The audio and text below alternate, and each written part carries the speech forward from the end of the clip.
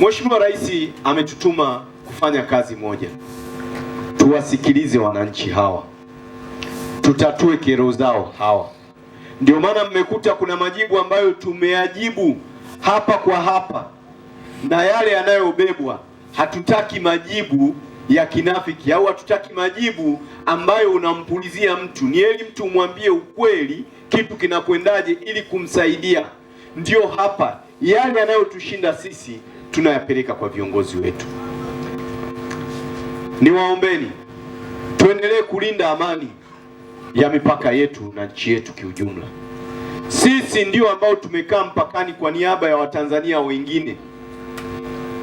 Tulinde mpaka kwa maslahi ya nchi yetu ya Tanzania, lakini tuhakikishe kwamba miradi yote inayokuja huku, hapa nina miradi ya zaidi ya milioni 400 ipo ndani ya ukanda wa Holili. Msisubiri mpaka waje wataalamu kutoka wilayani.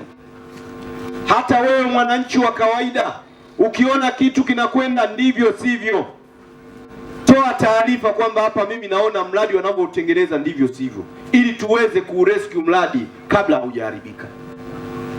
Fedha anazoleta Dr. Samia Suluhu Hassan ni nyingi. Kumlipa kwetu ni lazima ile miradi iwe na value for money, kwa maana thamani ya mradi ilingane na uhalisia wa fedha iliyokuja. Tusaidieni, tusaidieni, mtakuwa mmetusaidia kiasi kikubwa kumsaidia Mheshimiwa Rais wa Jamhuri ya Muungano wa Tanzania. La tatu, watoto wetu tuwajenge katika maadili. Tuwajenge katika maadili kwa sababu tunapokea kesi nyingi. Mtoto yuko form 2, mzazi anataka amuozeshe. Hiyo tumekataa. Mpaka kidato cha 4 ni lazima. Na wakati mwingine hata kama unakwenda form 6, ikionekana mtoto amefaulu, ni lazima amalize kwanza mtoto shule. Kuna kesi tumezipokea za unyanyasaji wa kijinsia, haijakaa sawa. Mtusaidie. Wa kutusaidia ni ninyi wananchi. Mkiona mtu amevunja sheria, toeni taarifa kwenye vyombo husika. Niwahakikishieni yale mlioyatoa yote kwenye kikao, kwa maana ya kero zote zilizotoka kwenye kikao hiki, tutaenda kuzichambua zote na tutapata majawabu. Lenye kujibiwa wataalamu watawaona, na wataalamu ni waombeni, msikawize hizi kero kiporo mpaka kikao kingine ninapokuja. Leo ninapoondoka kwenye kikao hiki, kila mmoja abebe jambo lake kwa ajili ya kulishughulikia wakati huo huo.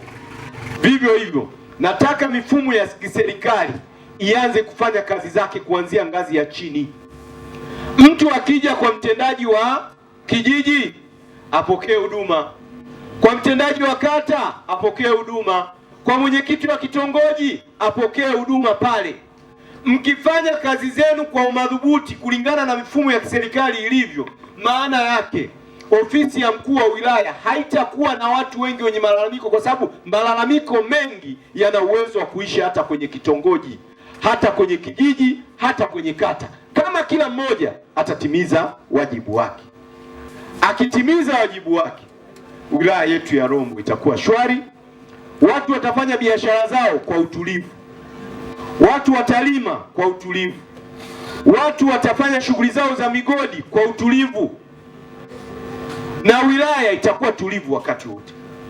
Nawapongeza sana vyombo vya ulinzi na usalama katika wilaya yetu ya Rombo. Yale walioyasema hapa wasaidieni kwa uharaka.